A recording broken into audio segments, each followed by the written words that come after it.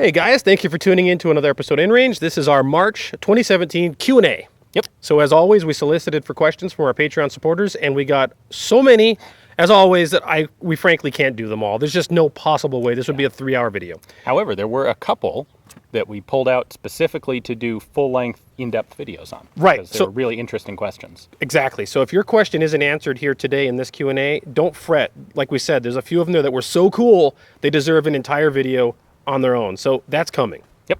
But let's go ahead and get going. All right. We are going to start with a question from Blitzenluft and a second question from David L. on a similar note. Regarding shooting World War I rifles, any accuracy advice with those 500-yard battle sights? I swear I can't hit much of anything with my M95 carbine. I'm not surprised. And David's question on the same lines is, can you describe the thought process the U.S. military had with the 1903 rifle's ladder sight? Why is the folded position a 500-yard zero? If you're out patrolling and an enemy pops up at 100 yards, you're required to raise the ladder and find the target in the peep sights, but at 500 yards can be engaged quickly from a folded position. I attempted to hunt with this rifle a few years ago, and when a pair of deer came running past, I had no time to raise the ladder. I tried snap shooting with the folded sight and missed high. What was the battle doctrine that encouraged such a backward sighting system? God, you know, that's interesting, and I'd like to hear your thoughts on this because you deal with more older rifles than even I do. But we've both shot them a lot in matches. Mm-hmm. And you know, it took a long time for people to take a realistic approach to the actual distances that are involved in combat. Right. You look back to the Indian Wars, and we have these rifles that, wow, we just put out a video about this, where the American U.S. military rifles were designed to be shooting at long range, 500 yards, and the Indians came in with a Henry and blasted them at 50 yards, right, which turned out to be realistic combat distances. Yep. And then World War I, we've got these 500-yard zeros, battle sight zeros. And then World War II, finally, we start seeing stuff like the Germans and others, agreed, the M1 carbine's another part of this, where we start going, wow, you know, combat seems to be like 300 yards and in, what are we doing? Right. But why? What's your thoughts? I think largely, I think the biggest part of it is what you're talking about, with people not recognizing that combat was going to be that close. You'll see 100-yard zeros on a lot of the black powder rifles that preceded what we consider the first generation of smokeless military rifle. And I think really people planning for combat were kind of overwhelmed by the ballistic performance of these new smokeless powder, especially the Spitzer cartridges. And, you know, they have an effective range of like 2,000 yards. So why wouldn't we make use of that? Why wouldn't we deliberately try and stand the enemy off at 300 or 400 or 500 yards? And by the way, 500 is the most extreme example. Much more typical is about a 300 yard, maybe 400 combat battle sight zero on rifles like early pattern Mausers. And I think the other element to it is match shooting, especially in the United States. Absolutely. The U.S. doctrine of marksmanship was heavily based on, well, you can attest to this, you've shot these matches. It is precision fire at long range from a slung up position, prone. It's the national matches. And they designed the rifles to do well in the national matches because the national matches are what got you cred as a shooter. Yeah, I think there's a lot to that. You know, I think in modern day parlance, we use the word training scar. Yeah. And I think that's what happened. So once black powder left the battlefield and we got these smokeless cartridges that were capable to the distances you said they were, or we know they are actually, then it turned into, well, what can we do with these? And we realized we could actually get accurate hits at 1,000 or 500 yards, and therefore we designed weapons and sight systems around that. In fact, the American Krag, the rare aperture sight, the actual diameter of the peep, and I kid you not, the diameter of the peep, when you're behind the rifle and aiming it, is designed to specifically and perfectly outline the proper circle KD target on a known distance range. Right. It's not meant for combat. In fact, if you ever look through one of them, it's like looking through a pinhole. Yeah. But if you get at a KD range and shoot at the target you were going to shoot in competition or qualify on, it was perfect for that. And so I think we got overwhelmed with the idea that these things could do this, and therefore that's what it's going to be. You have a vicious circle, or a vicious cycle of, well, you're not out there actually engaging in a lot of wars. Mm-hmm. So your combat, your marksmanship becomes based on your training, and then your training loops back around and influences what you think combat's going to become. And then when you actually get in the field and you start to actually see what a human being looks like at 300 yards, which, by the way, we see this now with people that watch videos that aren't necessarily competitive shooters. When they see us shooting at 100 or 200 yards, they're like, that's nothing. Well, that's not nothing. When you're shooting at these, like a mini IPSC target at 200 yards, that thing is minuscule. It looks like a dot.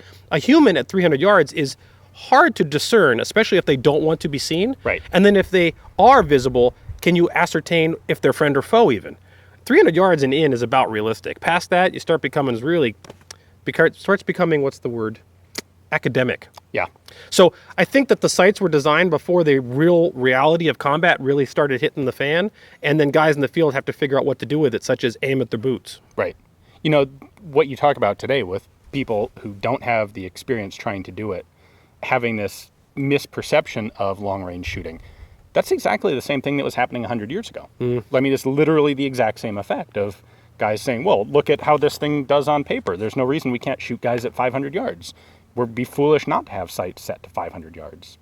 It was the YouTube video game effect before YouTube and video games. But so Exactly. I would say that if you ever go out in the field, you know, even without a gun, just go out in the field, and if you're out hiking with your buddies, have one of your friends go out to 300-400 yards and then say, hide.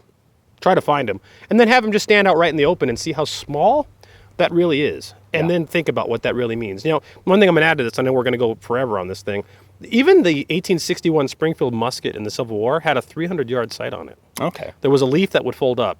Now, those guys, there were guys that were sniping, and there were hits in the Civil War that were amazing. I mean, really, that's black powder, of course. But I have fired 1861 Springfield muskets, and the honest truth is, hitting a man at 100 yards is almost miraculous. I mean, you could do it. I mean, the gun's more accurate than a smoothbore, but 300, I'm like, wow. There's a lot of luck going on in that. So, I think really things had to get into the scope that they did in World War I and then even World War II before we started getting realistic. Right. Yeah. All right. Our next question is once again 2 questions. First off, from Mark S. What is your opinion on SBR, short-barreled rifle, pistol caliber carbines for home defense? Potential pros being low recoil impulse, higher magazine capacity and precision than regular pistols, and lower penetration through walls than a rifle, which should be a consideration in an apartment setting. And Yeamon has a question on the exact same lines, which is, what are your thoughts on the utility of pistol caliber carbines for civilian purposes, home defense, plinking, training, competition, etc.? Well, right off the bat, I think they're a lot of fun. They are incredibly fun. I think they make a great recreational gun. Yep, and I think they're a lot of fun for some of the reasons that were mentioned. There's a lot less recoil, Yep. a lot less flash, a lot less shock and awe when you're pulling the trigger. Right. And for some people that are new to shooting, that has a lot of benefit. Yes, Either definitely. to keep them encouraged in shooting or to even start competition. A PCC might be very beneficial to them. Right. It's definitely a lot easier to use than a handgun, Yep. and there's less Sturm und Drang than there is with a rifle.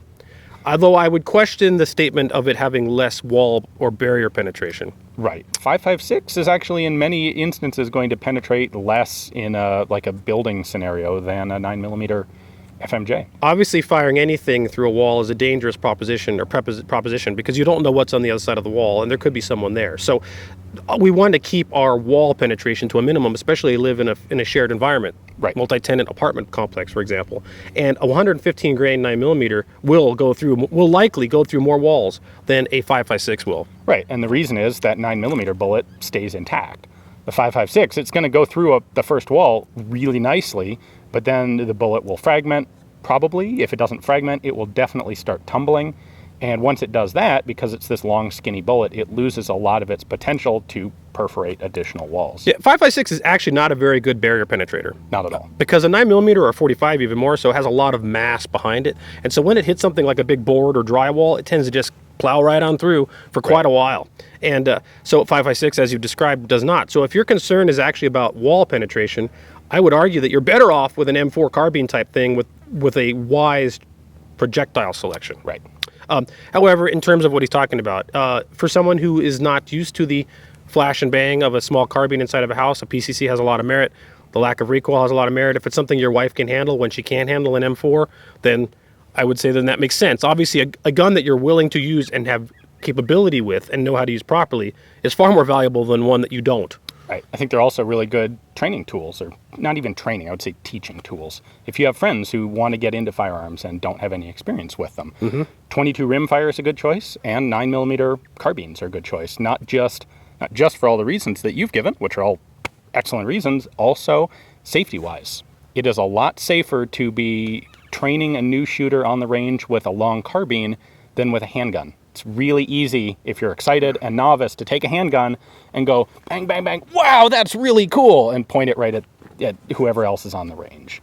With a carbine, you're a little less likely to do that in the first place. And if you do go and try to do it inadvertently, it's a lot easier for someone in the training role to prevent it from actually happening. I'll say that even in the two-gun match environment, we get a lot of new shooters, and most of them are pretty safe and capable, but sometimes you get excited. And when you get excited, you go beyond your capabilities, or you just lose perspective of where you are. And so when I'm running someone with the timer and they're running with a rifle, I'm far less concerned than when they're running with the pistol. Right. For the exact same reason. They might finish the stage, get real excited, they thought they did well, and they do exactly what you described. They just turn around. And they're not trying to be unsafe. They know that that's not the right thing to do. They're just outside of the context of their normal, of a world that they're not used to. So I would say that that's that. What you said about 22, though, was really the right answer. If you're trying to train a new shooter, I know it's not exciting, and 22 has gotten ridiculously expensive, but do not avoid 22 as a training aid. It's a fantastic tool. It's great for marksmanship. There's no recoil, there's no flash, and it really is the best way to get people started. Yep. I would say for a home defense situation, I'm tempted to say they're better than a pistol. Oh, they're definitely better than a pistol because it's a long arm. Right. It's going to be easier to aim. It's going to be easier to control, easier to handle, a little bit quieter, which is a nice thing if you're shooting something off inside a house. This goes right back to the World War II purpose of the M1 carbine. Right. Right? I mean, exactly. They had guys with 45s, 1911s on their hip, and they couldn't hit anything with them, and they needed them as personal defense weapons. So the original goal of the M1 carbine, whatever you want to pronounce it, was to give someone that they would be more likely to get a hit with than they would with their 45. Yeah, given the limited amount of training available, which is absolutely legitimate and applies to home defense today. Because as much as a lot of high-level trainers want to talk about, you got to go out and get training and train, practice, most people simply aren't going to.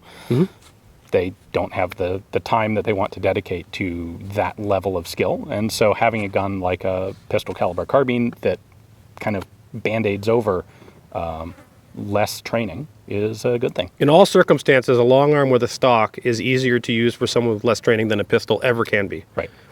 Refer back to our pistol grip only shotgun video. If you have not seen that, watch that because it actually addresses that directly. Yeah. All right. Next question is from Frankie H. Carl, I am building my first AR and I want a precise, consistent rifle. My question to you is, being that I'm new to this, should I buy a medium government contour barrel, 16-inch, and learn how to shoot?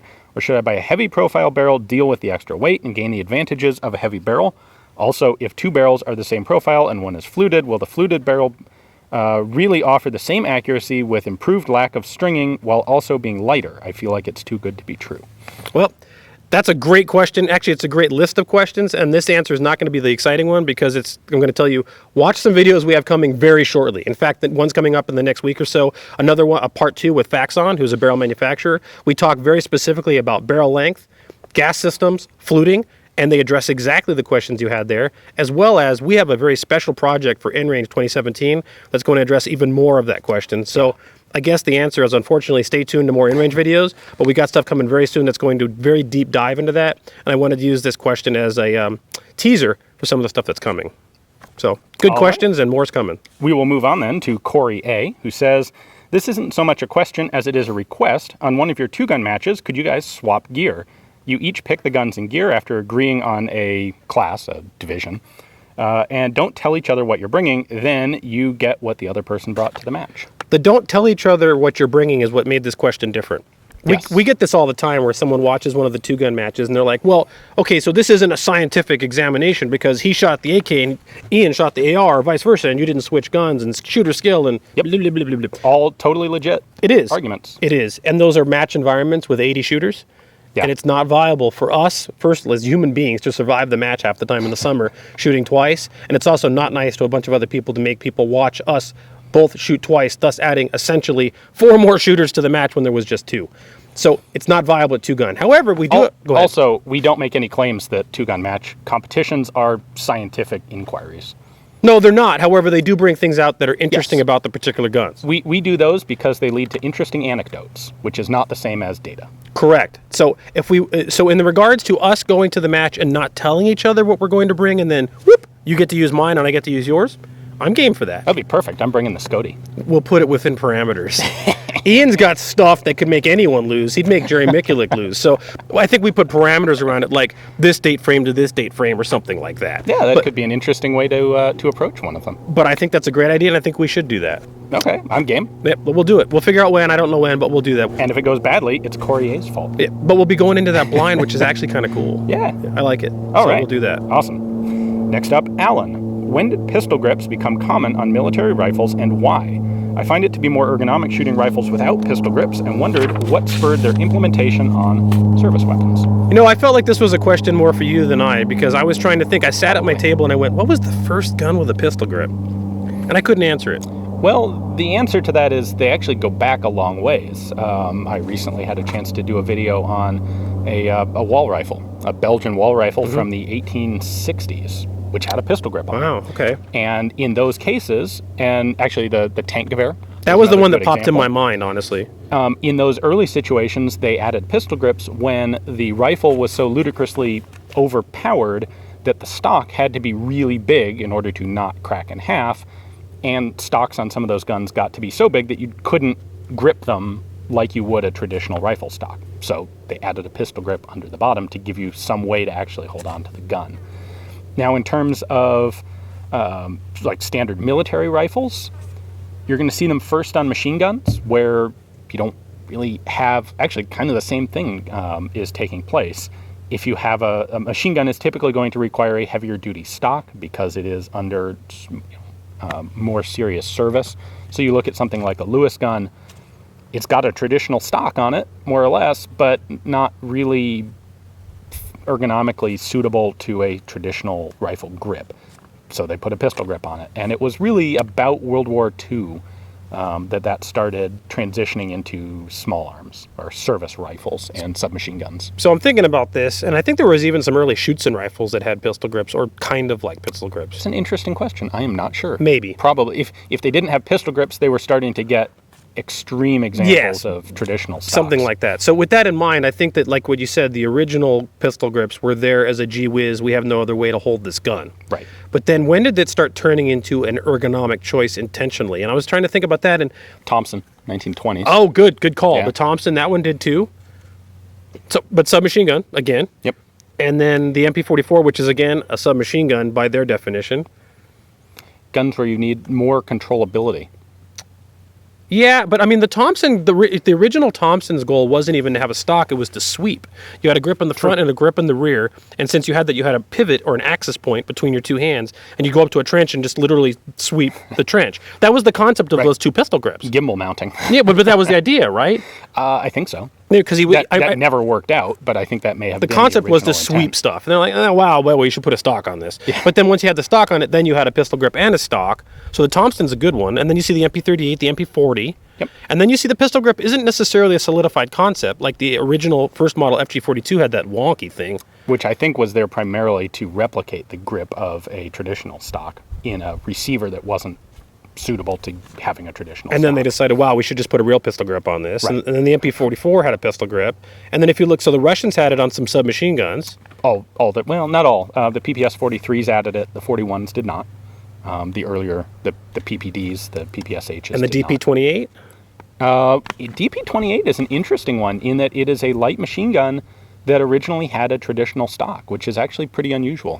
When they modernized it in 44, that's when they went to a pistol grip on that one. So they made that as an active ergonomic choice. Having thought about it now on camera here, because I didn't do really much prep on these questions, I am going to go with it becomes a requirement for automatic fire or for very fast semi-automatic fire. The pistol grip is there to help you control the weapon against multiple shots. And that's why it would have originated on submachine guns and light machine guns and took longer to show up on rifles. And when we see them on rifles, we're seeing them on early select fire, quote-unquote, battle rifles, the FAL, the G3, the Sturmgewehr. These are the guns and where... submachine gun, and the MG, and even machine guns, MG34, Right. MG42. If it's full auto, it needs a pistol. 1919. Yeah. So there it is. I think we've stumbled into the answer through thinking it through. Originally, it was gee whiz. We needed it because we had no other way. But then it started becoming a reality for anything that fired at least with a high rate of fire, whether it was full auto or not. Yeah. Yeah, I think that's the right answer. And so right. everything now is that. Yeah. So why not? Exactly. Yeah. Although you'll find it still on hunting rifles. People don't go typically sticking pistol grip stocks on hunting rifles because you don't need it. It also explains, like with the M14, when they tried to make it fully automatic, They stuck a pistol grip on it. they tried to make it better. Right. Because the regular M14 with a standard stock and full auto was unbelievably horrible, and the pistol grip was one attempt to make it more manageable. Remember that the original M14 was accompanied by the M15, which was the light machine gun or the automatic rifle variant. Mm-hmm. The M15 was pretty quickly dropped, and the M14 expanded to cover both roles. When they did that, they introduced the M14 E2 stock with that pistol grip to try and make it a more usable full auto rifle. Right in line with the answer we're coming to here, which is for controllability. Yep. Yeah, cool. There you go. We have figured out the answer. We will now move on to Taylor M. Hey fellas, a couple questions. First off, a shout out to the best haircut duo in the YouTube business. That's debatable. A couple of short questions. Ian, I was wondering if you could explain why lever action guns never found prominence shooting Spitzer bullets, and perhaps why the design doesn't allow for it. Also, what do you guys reckon, all things considered, troop likability, battlefield effectiveness, technological advantage, etc., what is probably the most dominant infantry fielded machine gun of all time? All right, we'll start with lever actions. Sure. The reason that lever actions weren't, well, there are two main reasons they weren't used with Spitzer cartridges. One was the danger of the tube magazine detonating, which is something that can, in fact, even happen without a really pointy bullet, as you know firsthand. It happened to me. In an 1866 Winchester replica, I ran the lever, and all the cartridges, went down in the magazine tube under spring pressure, and there was a high primer with black powder cartridges, and it detonated like the third round down the magazine tube. So even without Spitzer, it can happen. A high primer will do it. So that was one of the issues. Now, there were tube-fed magazines early at this point that were used commonly because they didn't use pointed bullets. Not just the Old West-style lever guns, but you'll also find guns like the Swiss Vetterli rifles, which is bolt action, but it uses a tube magazine, and it uses a big round-nosed lead bullet that was considered safe. Also, actually, even more relevant, the Vetterli was a rimfire cartridge. The huge exception being the Lebel. Yes, the Lebel was the exception, and there are some issues with cartridge geometry that made the Lebel safe. There's so much taper on 8mm Lebel that the cartridges don't sit straight. They sit pointed down, and the tip of the bullet is actually hitting the base of the rim of the cartridge in front of it. On top of that, they added a recessed groove to the case head so that if the bullet was bouncing around and lifted up, it would catch in that groove and stick there instead of coming in contact with the primer. Interestingly, Purvey Partisan, who makes the only 8mm Lebel currently on the market, they did not originally have that cartridge groove, and they added it a number of years ago. I wonder if they just decided to become more historically accurate, or if they had a problem. I suspect that they wanted to expand their market to people actually shooting Lebels instead of just Berthier's. Or if they hadn't had a problem, at least increase their safety margin. Yeah, that too. Sure. So anyway, that's one issue, is the tube magazine detonating, because lever guns were typically used with tube mags. The other is that the Spitzer cartridges are typically the high-performance rifle cartridges, and most of the early lever gun designs were not strong enough to use those cartridges. Now, the early lever guns also largely existed before smokeless powder did, so they were mostly black powder, and with black powder you're tending to have larger diameter bullets that are going to be round nose. You don't have like 11mm Spitzer rounds typically. So by the late 1880s, when smokeless powder is actually invented and people really start looking to small bore rifles, most of the lever guns out there are not strong enough for it. They're all black powder designs, and they have toggle links that won't hold up. The big exception being the Winchester 1895, which is very much a rifle capable, or a rifle strength action. And it also abandoned the tube magazine as part and parcel of that, and went to a box magazine and was commonly sold in a bunch of Spitzer type cartridges. Still is. Yep, 303 Brit, 30-06. You name it. Oh, 54R.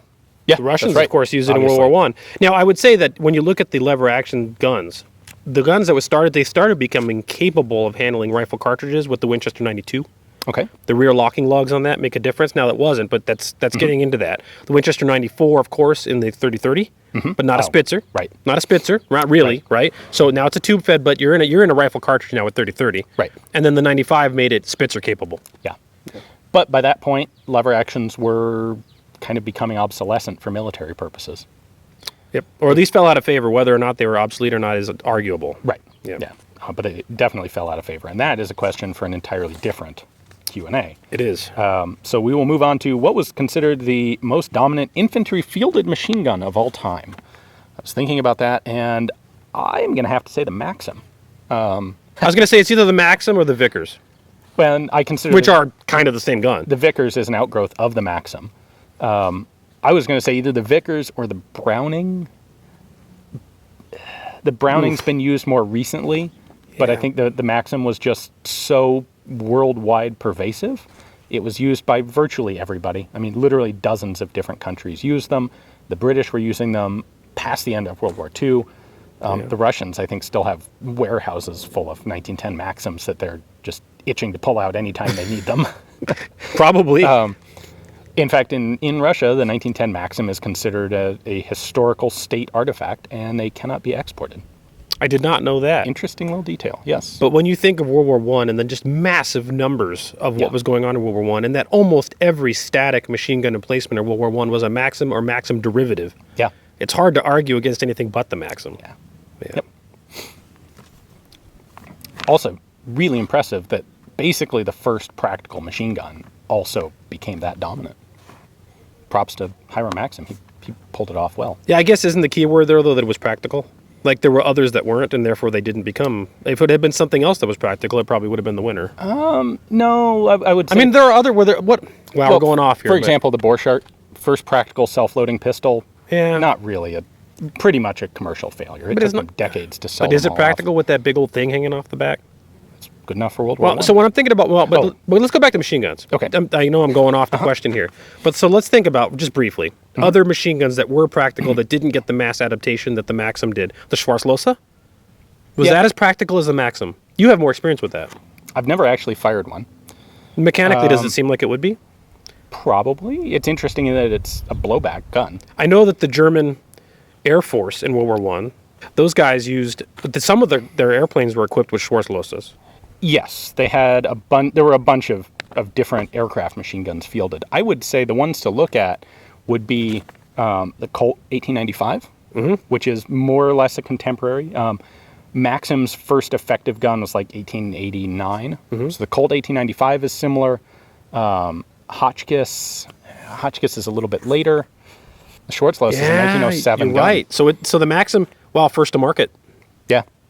And it was good enough to take over that market and squash all of its competition. No different than modern day tech. The first one to market that's good enough tends to take the market. Right. Probably what it was. Yeah. Oh, interesting. But that's not going to get you, if you don't have the quality, that'll get you for 10 or 20 years, but not, being the machine gun for the British Army through 1960 something. So on that note, would you consider the potato digger the bleeding edge first to market that wasn't quite practical enough yet?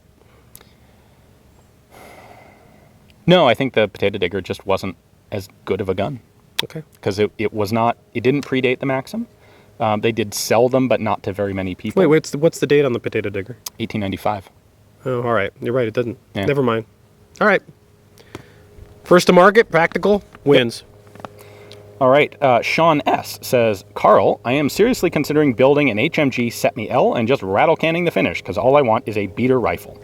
I know Ian had his nitrided, and that would finish the interior of the receiver. Did you finish the interior of your receiver at all, or did you just leave it in the white? Well, first off, you did nitride. You Cerakoted. Yes. So nitride is a metal treatment. Mine's just painted, basically. Well, no, Cerakote's a little better than paint. Cerakote is a baked on. Yeah. I'm not going to use the word enamel, but a baked on finish that has a lot of protective qualities. That's true. Yep. No, I rattle canned the outside of it. Still looks cool, by the way. I did nothing to the inside. It's completely in the white. However, I live in Arizona where the humidity is like 0.0%, except in the monsoon season, and it stays in a house that's humidity level 0.0%, and I take care of my guns. A lot of oil inside the thing. Well, not a lot. Enough. I just lube it and clean it. Right. Yeah, enough. And I actually WD-40 it. It's because it's simple. And WD-40, by the way, is an excellent rust prohibitive. But no, I didn't finish the inside, and it continues to work just fine. I think that you could get away with that. And remember, there were guns in the Civil War that shot black powder that were finished in the white. Yep. If you maintain your gun, you don't have to have a Cerakote finish. Right. So if you want to avoid the cost, I wouldn't bother. Frankly, I didn't, and it's fine.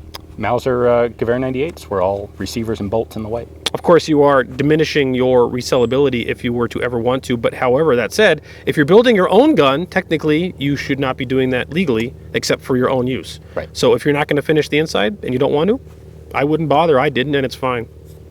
All right. From Chris B. Hey guys, I have a simple question, but one I've wondered about for a while. What are the military and field use differences, benefits and detriments, of using open bolt and closed bolt SMGs? I've seen a bunch more modern SMGs using both types, and I was wondering what your take is on this. Thanks, and good job on reaching your goal. Thank you, Chris. Open bolt is cheap and simple. Closed bolt's easier to shoot well.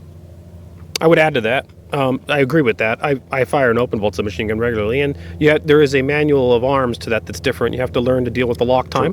When you close the bolt, there's that going on, and you have to get used to that. There's the larger likelihood of ingress of dirt and filth into an open bolt gun. Also true. In theory, a closed bolt submachine gun would be more reliable in filthy conditions. In theory, it should be. And I think that's really what it boils down to. So it's easier to manufacture and cheaper to make an open bolt. It's easier to shoot and more likely to be dirt resistant with a closed bolt. Yep. Kind of it. Historically, they've typically been open bolt because typically they've not been precision weapons, not intended as such, which is, I think, part of the reason why the MP5 became such a hit with Special Forces counter-terrorist guys. Yeah, because they could actually take that one shot at the hostage holding, at the hostage taker behind the hostage, which you would not do with an MP40. Certainly be harder, yeah. Wow, okay. That's an interesting video.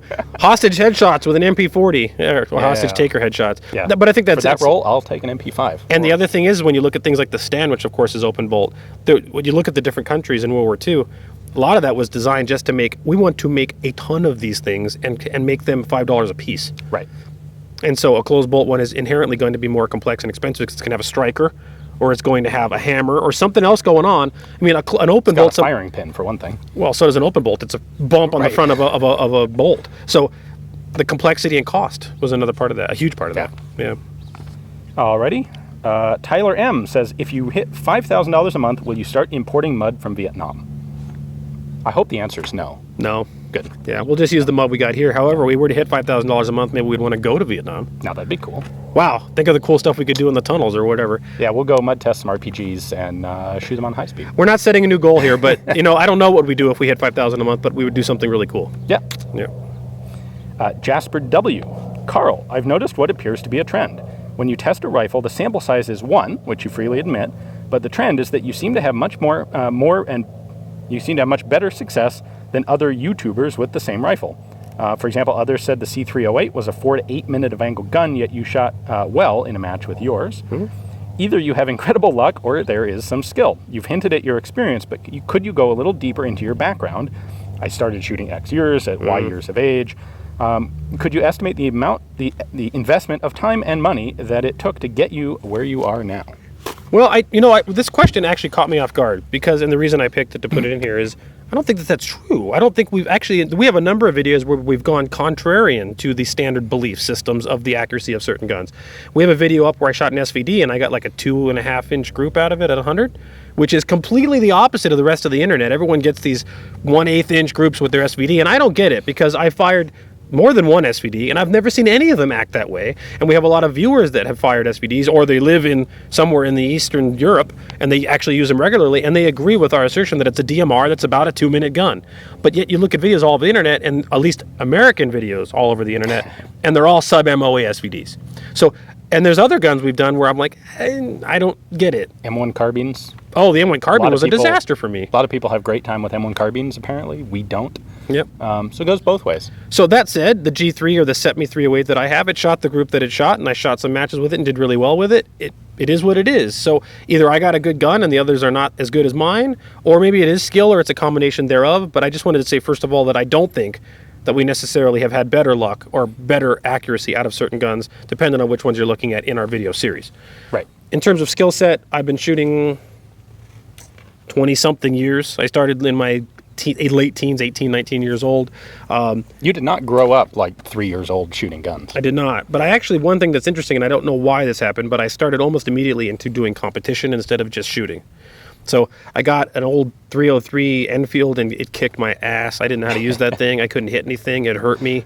And I wanted to, at that point, being even then a computer guy, instead of just like, let's go get hurt with this, I decided I want to get good with this instead. I will solve this algorithmic conundrum of why I can't use this thing. I'm going to solve this problem. And I started shooting M1 Garand matches, which are essentially high power light with service rifles, and then got into actual legitimate high power, and got real hardcore into high power. And that's where I got all my marksmanship skill. If there is a discipline with rifles that emphasizes marksmanship over everything, I would say small bore is the one. Yeah, that's true. Boring as hell, but small bore will make you an incredible marksman. The next one after that is high power with service rifles. And so I did years and years and years of high power with service rifles across the course, 200, 300, 500 or 600 yards, all supported with all without artificial support, sling only. And then, boy, frankly, it turned me into a good marksman. Yeah. Didn't turn me into the best marksman, but it turned me into a good marksman. Yep. And so pretty much any rifle I pick up, with caveats, I can generally shoot pretty well. Yep.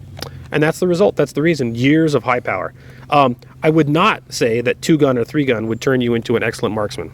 That sounds terrible to say. No offense to our 3-gun and 2-gun compatriots. Well, it doesn't require expert marksmanship. Well, some of it does. I mean, 3-gun sometimes has targets out at 500-600 yards. But here's the thing. What you do at a 3-gun match is you'll run up to a 600-yard target, unless you're Kelly Neal, who will hit it in one shot because he's that guy. Most people... Now, doesn't Kelly Neal have high power experience too? That's true. Kelly is also a high power shooter. I think he's also master class like I am. Actually, Kelly and Neal are very similar in that regard. We both got to getting close to getting distinguished. Distinguished is when you get 30 leg points. I have 28. I need 2 more to get a distinguished rifleman's badge. Kelly Neal got 26. Both of us need 1 match to get that DR badge, and we both went, ugh, let's go do something else. At any rate, at 3-gun, you'll run up to your 600-yard target, and for the most part, it's not limited round count. You have a magazine full of ammunition. You bring up your gun that's got some 6x magnification on it. You dial it in, and you go bang, bang, bang, bang, bang, bang, bang, bang, bang, bang, bang, bang, bang, bang, and then you get a hit. One of those 10 hit because you used your BDC and got close, and then you move on. At high power, you get down on the ground, and you've got a shot that counts once. Yeah. 1 shot that counts once is when you gain marksmanship. Right. And that's what I said when I mean it doesn't require marksmanship. And that's why that it does, but it's different. Right. At high power, every shot you fire counts, and every shot can throw you out of the match, and that's why it's a marksmanship discipline. Yeah. Let's pause for that combat helicopter to fly past. Ooh, that's like a old Sikorsky. Looks like it's like an H3. All right, the Coast Guard detachment has finished overflying us, so we will continue on now with a question from Shaun E. Says, any chance you could talk in a bit more detail about the nuts and bolts of running 2-gun matches? I've got land and I'm working towards building a range and hosting matches. Any words of wisdom, lessons learned, etc. would be great. For example, I'm having a hard time finding an insurance company that doesn't just think I'm a Trump Nazi for asking the questions.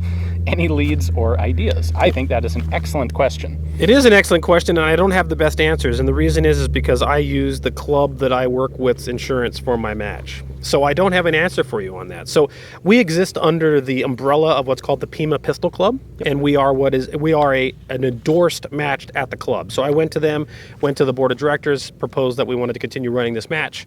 They approved it, and as a result of approving it, I filled out some paperwork, and we're now affiliated with the Pima Pistol Club, and therefore we are under their insurance umbrella. So I don't have to deal with that. Now, that said, I've had that question posed to me before, and the best answer I can come up with is start with the NRA. That's exactly what I was going to say.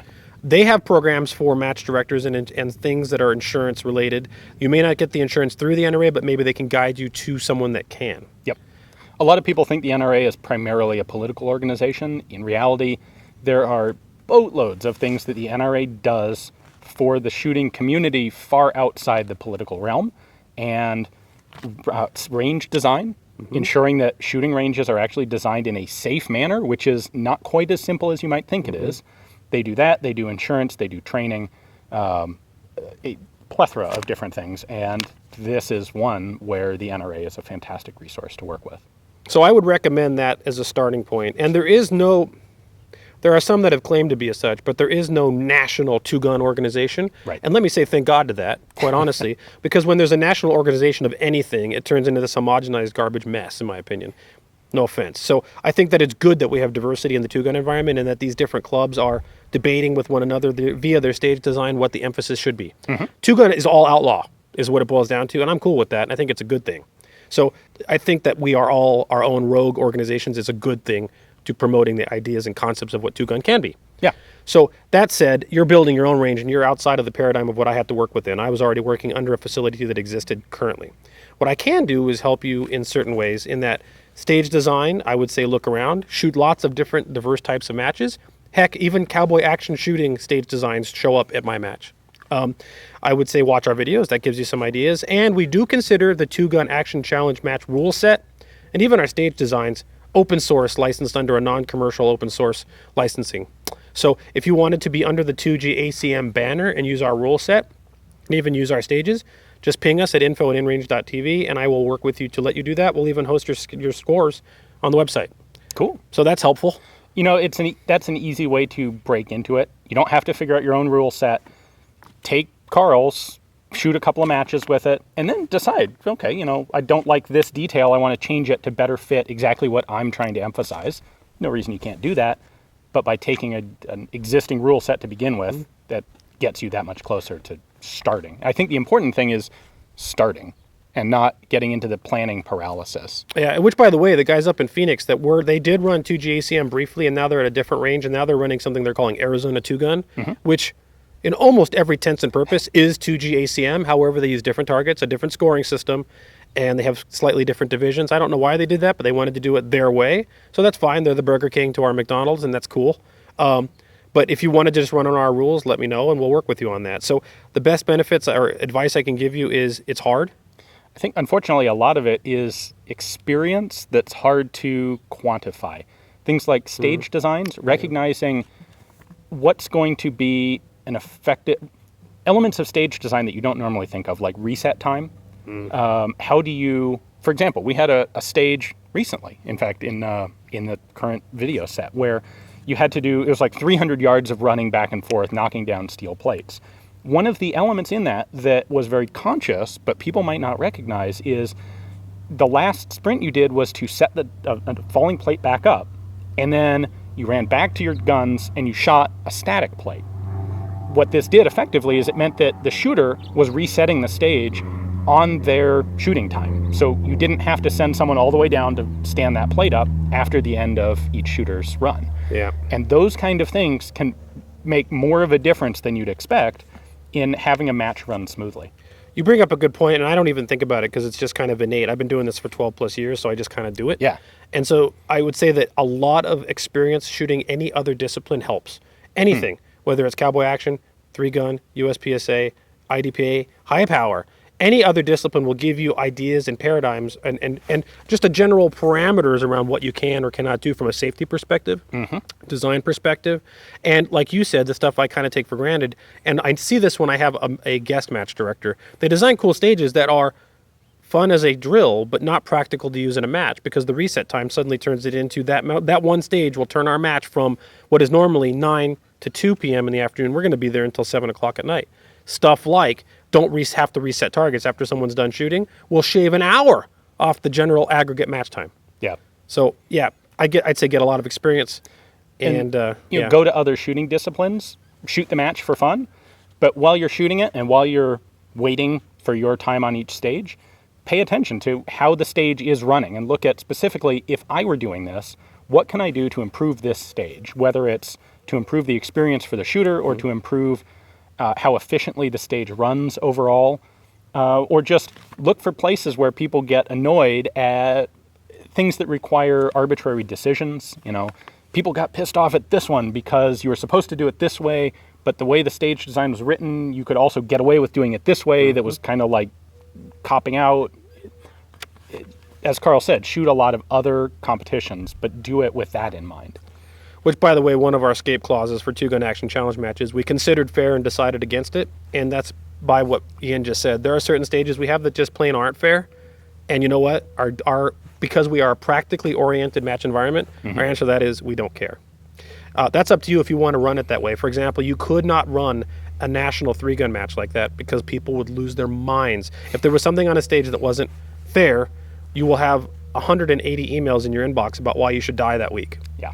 And we don't have that problem at two-gun because we start off right off the bat saying, it ain't fair, oh well. The spinner is a classic example. I think the spinner is illegal in three-gun because it cannot be objectively calibrated. It's not illegal in all 3-gun environments, but it's illegal in certain disciplines, I would say. Right. Certain matches and certain environments have outlawed the spinner because you can't calibrate it.